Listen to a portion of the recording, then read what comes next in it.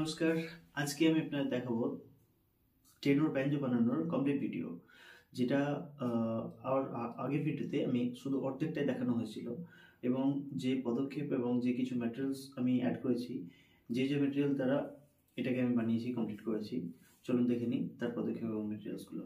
এবং এর মধ্যে আমি যে নতুন প্রসেসটা আমি অ্যাড করেছি, সেটা যেহেতু সেই প্রসেসে বানানো হয় না, তবু আমি বানিয়েছি শুধু বিগিনার্সদের জন্য এবং যারা ব্যাঞ্জো বা যে কোনো ইনস্ট্রুমেন্ট বানাতে খুব ইচ্ছুক তাদের জন্য। এবং এর প্রথম ভিডিও সেটা ডিসক্রিপশনে লিঙ্ক দেওয়া আছে, একটু দেখে নেবেন। চলুন দেখে নিন। এবার এখানে যে রাউন্ড শেপটা আছে, আমার এই ফিডটাকেও সেই রাউন্ড শেপে কেটে নিতে হবে। তার কারণ এখানে আমি যখন চার্টারটা বসাবো তখন এই জায়গাটার জন্য সেটা বসবে না।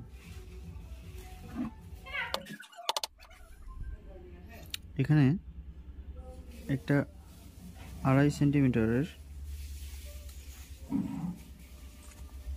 ফ্লেক্সিবল প্লাইবোর্ডের শিট কেটে নিচ্ছি।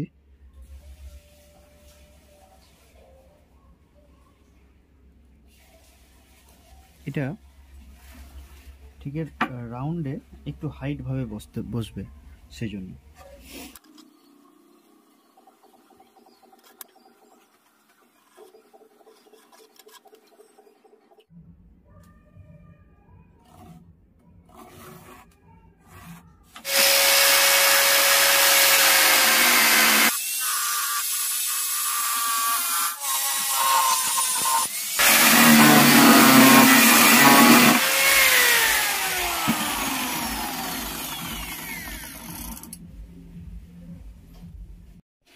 এবার এই যে ফ্লেক্সিবল প্লাইয়ের যে শিটটার আমি পিস কেটে নিয়েছি, এটাকে ঠিক 1.5 সেন্টিমিটার মতো রেখে 1 সেন্টিমিটার এর ভেতরে এইভাবে আঠার সাহায্যে লাগিয়ে দেবো।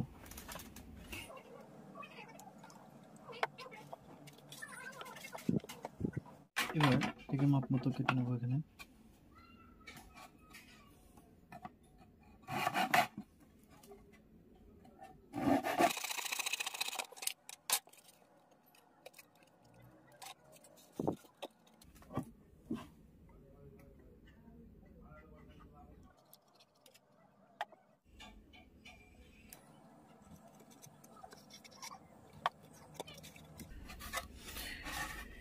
এবার এটাকে একটু সমান করে নেব, লেভেল একটু দেখে।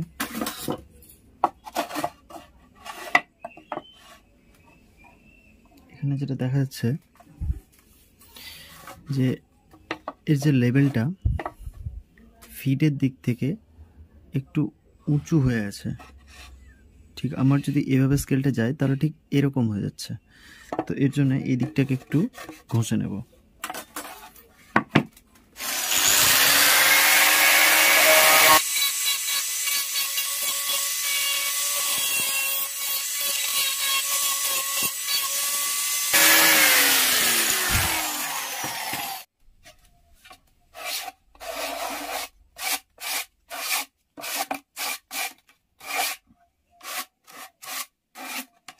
এবার এর ফিঙ্গারিং ফিডবোর্ডের জন্য এই যে ফ্লেক্সিবল প্লাই যেটা আছে, এটা দিয়ে আমি ফিঙ্গারিং বোর্ডের জন্য মাপ মতো কেটে নেব। এখান থেকে দেখতে পাচ্ছেন আমি একটা মাপ নিয়ে নিয়েছি, তো এই মাপে আমি এটাকে কেটে নেব।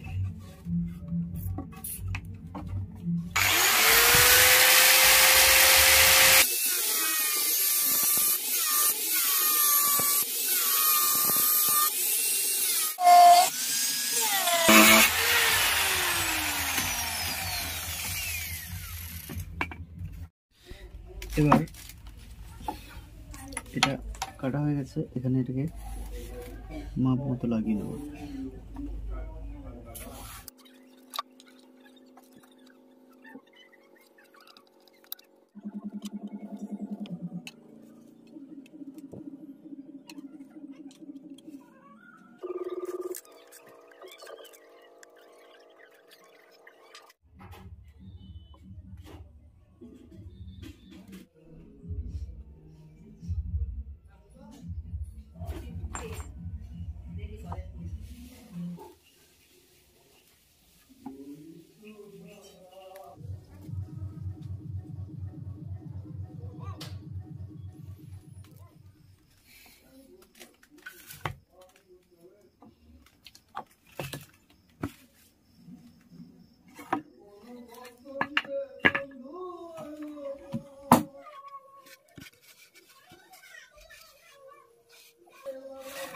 একদম ঠিক আছে।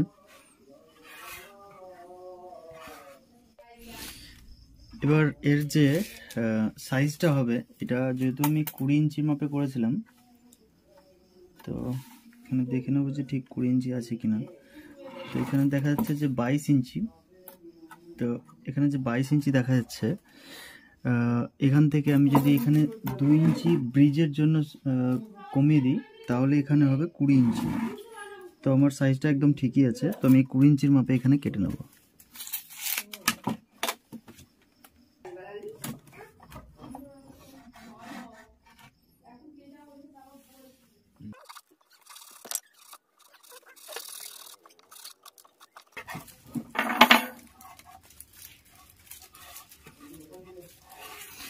এবার যে সাইডগুলোর যে আমার রাফটা বেরিয়ে আছে, এখানে যে ধারালো মতো হয়ে আছে, এগুলো একটু সিরিজ পেপার দিয়ে মেজে নেব।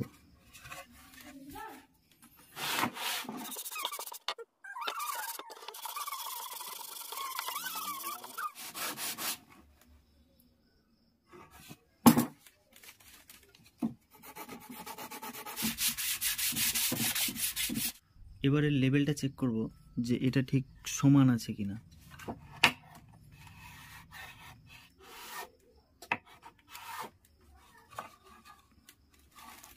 এখানে হয়তো দাগ বুঝতে পারছেন যে এর দাগ একদম লেভেলই আছে, সম্পূর্ণটাই দাগ পরিষ্কার পড়ে আছে। এবার এখানে যে দেখতে পাচ্ছেন আমি একটা রিং বানিয়ে নিয়েছি। এই রিংটার রাউন্ড শেপ হচ্ছে 15 ইঞ্চি। তো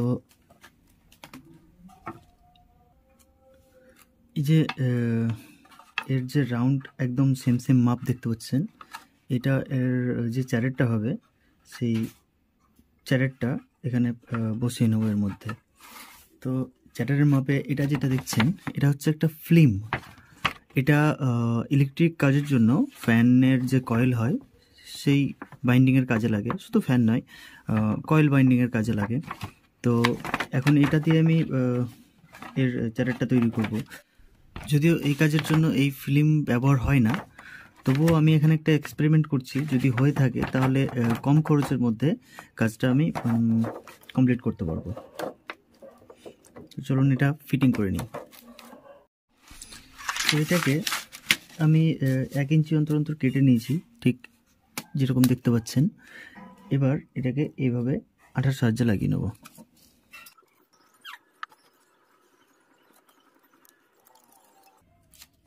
এখানে দেখতে পাচ্ছেন এইভাবে আমি লাগিয়ে নিয়েছি।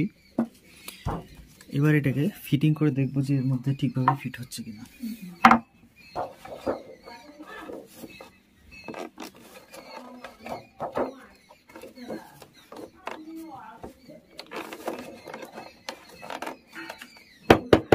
তো এবার এর যে ফিট ক্লিপগুলো বসবে দেখতে পাচ্ছেন মার্কিং করে নিয়েছি। তো এই মেজারমেন্টটা যে আমি করেছি, এটা করতে আমার অনেকটা সময় লেগেছে, ভিডিওটা অনেক লম্বা হয়ে যেত। তো আমি আপনাদের দেখিয়ে দিচ্ছি আমি কিভাবে করেছি। তো এখানে দেখতে পাচ্ছেন আমি যে স্ট্রিং ব্রিজ যেটা হয়, সেটা আমি এখানে নিয়েছি এদিক থেকে 7 সেন্টিমিটার। আর এদিক থেকে যদি আপনি দেখেন, তাহলে এটা হবে 49.5 mm, সেন্টিমিটার 0.5 mm এখানে আমি নিয়েছি। তো এবার এখানে আমি যে একটা তার লাগিয়ে নিয়েছি দেখতে পাচ্ছেন, এই তারটা আমার স্কেল চেক করার জন্য নিয়েছি। তো এখন খোলা অবস্থাতে যে আওয়াজটা করছে, এটা আমার যথেষ্ট এখানে স্কেল চেক করার জন্য। তো এর জন্য আমি একটা সোয়ার মিটার, একটা অ্যাপ ইনস্টল করে নিয়েছি, দেখতে পাচ্ছেন সোয়ার মিটার। তো এবার স্কেলটা দেখুন।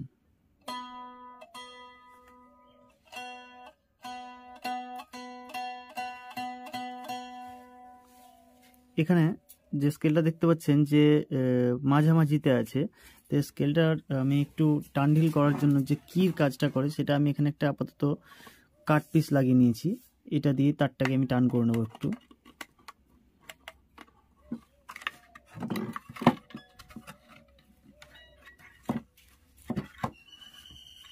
তো এখানে দেখতে পাচ্ছেন যে আমি এর স্কেল মোটামুটি সেট করে নিয়েছি। তো এখানে যে সাটা দেখতে পাচ্ছেন, এবার এখানে যদি আমি ফিঙ্গারিং করি, তাহলে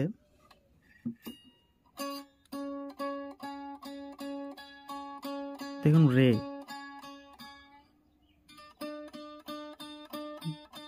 গা,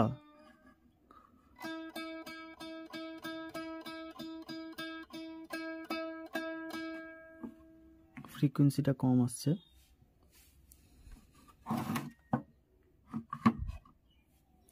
দেখুন গা,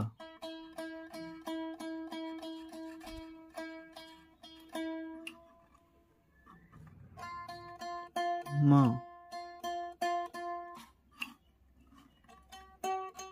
পা, ধা। তো এভাবে আমি স্কেলটা চেক করে নিয়েছি।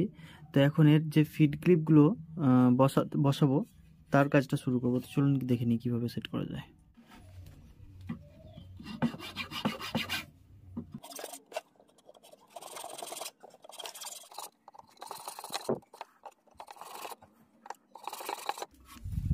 এবার দেখতে পাচ্ছেন আমি একটা অ্যালুমিনিয়াম তার নিয়ে নিয়েছি, যেটার গেজ প্রায় 2.5 mm মতো আছে।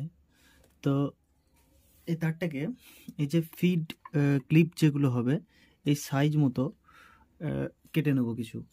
এখানে আগের থেকেই কিছু কেটে নিয়েছি, যেগুলো প্রত্যেকটা আলাদা আলাদা সাইজের, এবং কেটে নেওয়ার পর একটু চ্যাপটা মতো করে নিয়েছি। আপনারা চাইলে পিতলের ব্যবহার করতে পারেন, কিন্তু এই মুহূর্তে আমার কাছে আনঅ্যাভেলেবেল থাকার কারণে আমি অ্যালুমিনিয়াম ব্যবহার করছি। তো এবার এগুলোকে এর মধ্যে লাগিয়ে নেব।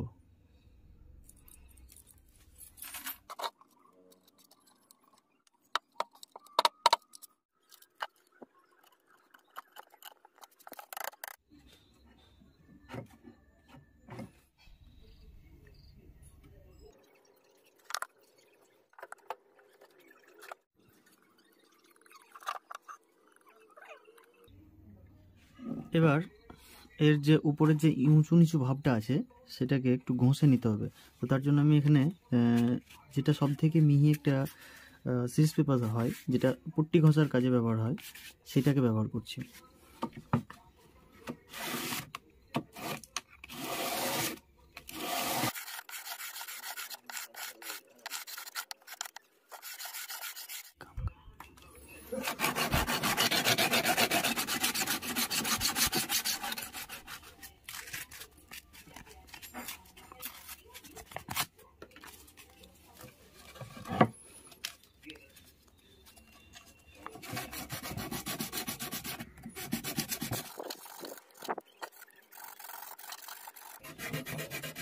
এবার এটাকে একটু রং করে নিই।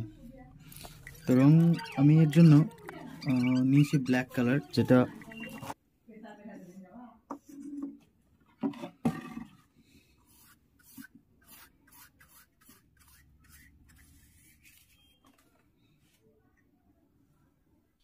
তো এটার পেন্টের কাজ শেষ। এবার এটাকে একটু রোদে দেওয়ার ব্যবস্থা করে নেব। এবার এখানে যে চ্যাডারটা সেট করব, সেই চ্যাডারটা সেট করার জন্য যে হুকটার প্রয়োজন, সেই যে হুকটা যেহেতু এই মুহূর্তে আমার কাছে আনঅ্যাভেলেবেল, তো সেই জন্য আমি এখানে অন্য একটা সিস্টেম ব্যবহার করব, যেটা ডুগডুগিতে থাকে বা খমকের মধ্যে পাওয়া যায়। সেই দড়ি দিয়ে টানা দিয়ে আমরা সেইভাবে সেট করতে পারি। তো চলুন দেখে নিই এর সিস্টেমটা কীভাবে হবে। তো এখানে দেখতে পাচ্ছেন যে ছোট বালা, এরকম সাইজের যে ছোট ছোট বালা হয়, সেই বালাগুলোকে আমি এখানে ঠিক এইভাবে কর্নারের মধ্যে লাগিয়ে নেব, এবং এইভাবে লাগানোর পর সুতো দিয়ে টানা মারা থাকবে। তো চলুন দেখে নিই কীভাবে। যে এখানে যে ক্ল্যাম্পগুলো বসাবো, তো তার জন্য আমি দেখতে পাচ্ছেন মার্কিং করে নিয়েছি মোটামুটি একটা মাপ মতো। তো এই ক্ল্যাম্পগুলো দেখতে পাচ্ছেন আমি বাঁকা করে নিয়েছি। তো এটা বাঁকা ছিল না, আমি বাঁকা করে নিয়েছি। এটা এক সময় সোজাই ছিল। তো ভিডিও বড় হয়ে যাবে, তার জন্য আপনাদেরকে একটু বলে বুঝিয়ে দিচ্ছি।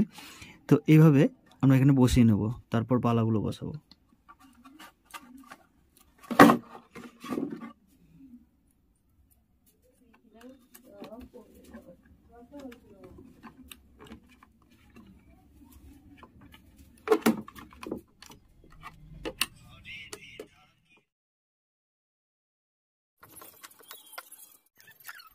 দেখতে পাচ্ছেন বালা লাগানো হয়ে গেছে। এভাবে ঠিক একটা মাপ মতো প্রত্যেকটাকে সুন্দরভাবে লাগিয়ে নিয়েছি। এবার চ্যাডারটা সেট করে দেবো। তো এভাবে চ্যাডারটাকে এইখানে ধরে এটা মাপ করে নেব।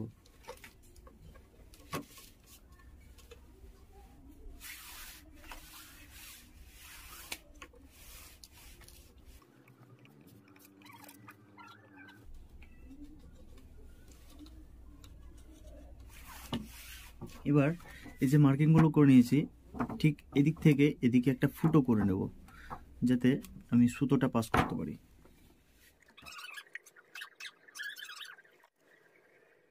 তো ফুটো করা হয়ে গেছে। এবার এর যে চারাটা এভাবে সেট করতে হবে, দড়ি দিয়ে যে বাঁধনটা দিতে হবে। তো এটা বাঁধার জন্য আমি এই একটা দেখতে পাচ্ছেন যে লাইলন কটন টাইপের একদম, এটা একটা লাইলন যেটা খুব ভারী এবং খুব ফ্লেক্সিবল। তো এই দড়িটা আমি এখানে ব্যবহার করছি।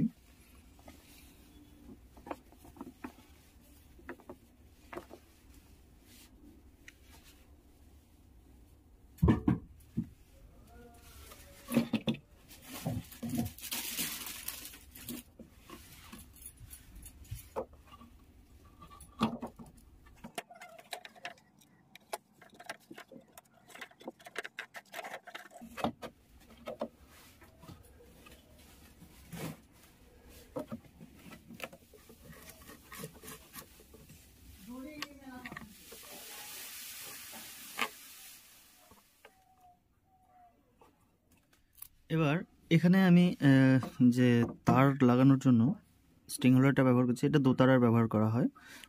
তো এখানে এভাবে স্ক্রু দিয়ে সেট করে দেবো এটাকে।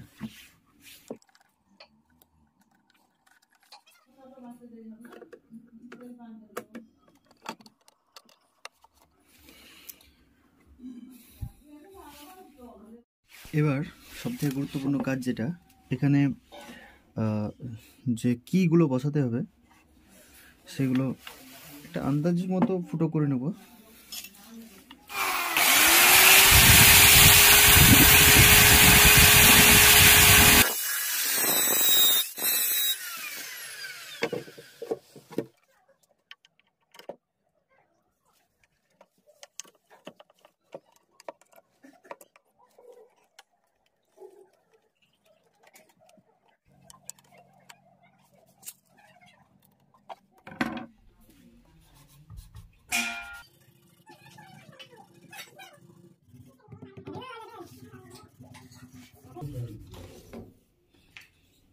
এবার এর মধ্যে তারগুলো বেঁধে নেব।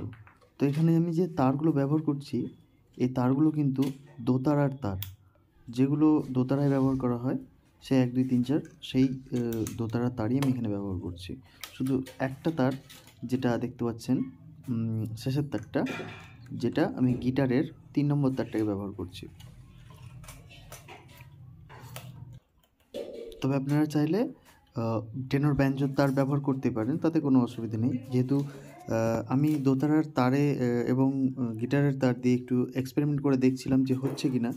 তো অবশ্যই সেটা হচ্ছে এবং ব্যবহার করাই যায়।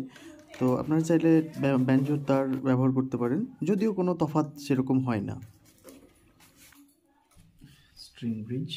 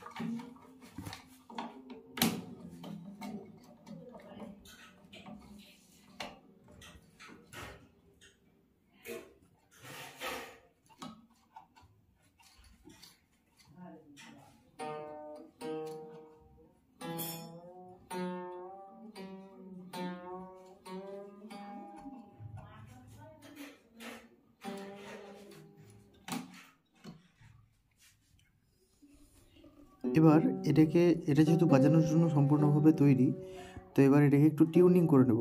তো টিউনিংয়ের জন্য আমি সোয়ার মিটার ব্যবহার করে থাকি। সোয়ার মিটার একটা অ্যাপ, যেটা প্রথমে আপনাদের দেখিয়েছি। আর যদি আপনাদের টিউনার থেকে থাকে তাহলে তো অবশ্যই ভালো কথা।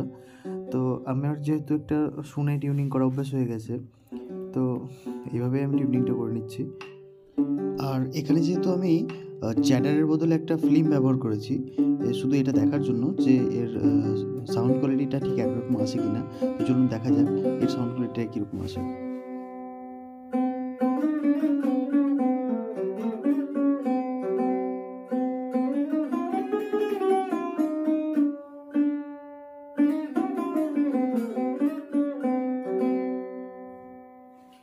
ভিডিওটি যদি আপনাদের ভালো লেগে থাকে অবশ্যই সাবস্ক্রাইব করবেন আর লাইক করুন। আর এরকমই ভিডিও আপনাদের জন্য আরও অনেক তুলে ধরবো, সঙ্গে থাকুন। ধন্যবাদ।